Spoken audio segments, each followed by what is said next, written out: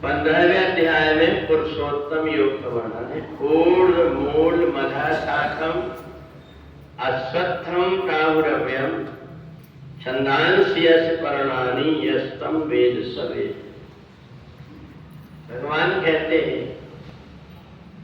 कि जितने भी मनुष्य हैं वो ब्रह्मा जी के द्वारा बनाए गए हैं और देवताओं के द्वारा जिस शरीर को हमने प्राप्त किए हैं, ये शरीर हमारा जैसे गंगा जी का जल होता है ऐसे जीवात्मा निर्मल है।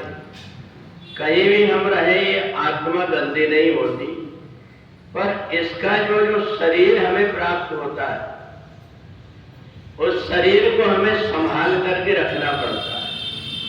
यदि हमने शरीर को संभाल करके रखे तो जैसे गंगोत्री का जो गंगा जल है उसमें कोई भी प्रकार के नाले का पानी नहीं होता, इसलिए सब प्रकार से वो पवित्र होता है।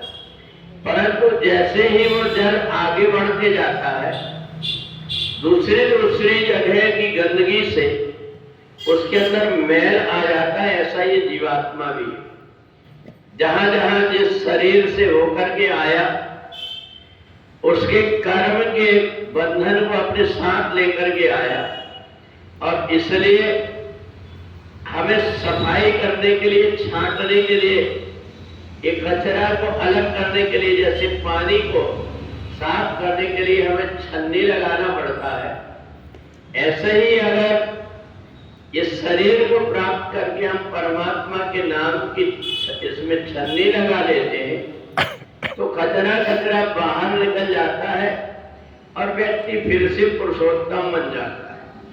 और इसलिए जिस व्यक्ति ने इस प्रकार का प्रयत्न किया कि मैंने जो जन्म लिया हूं पता नहीं कितने कितने प्रकार के मेरे साथ में कचरे आ गए, इनको अलग करना है तो वो परमात्मा की भक्ति में लग जाता है।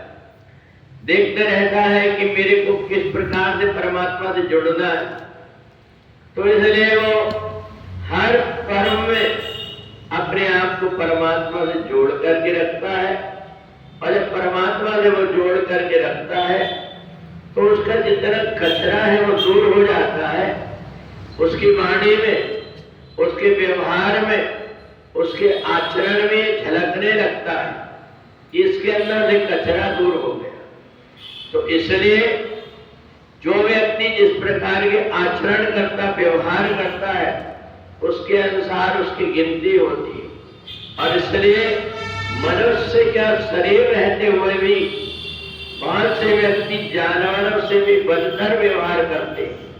तो इसलिए जो पुरुषोत्तम होता है, जिसने परमात्मा से अपने आप को जोड़ दिया है, उसका व्यवहार भी दिखाई देना चाहिए।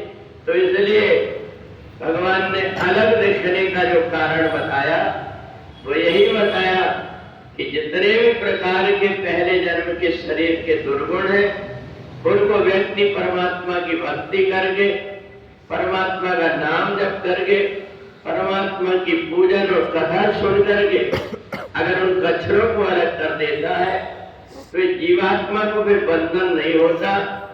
बंधन में केवल वही आवागमन में पड़ता है जो शरीर को प्राप्त कर लिया, मनुष्य को बन गया, परंतु जिसने मानवता अपने अंदर नहीं लाया उस जीवात्मा को भटकना पड़ता है।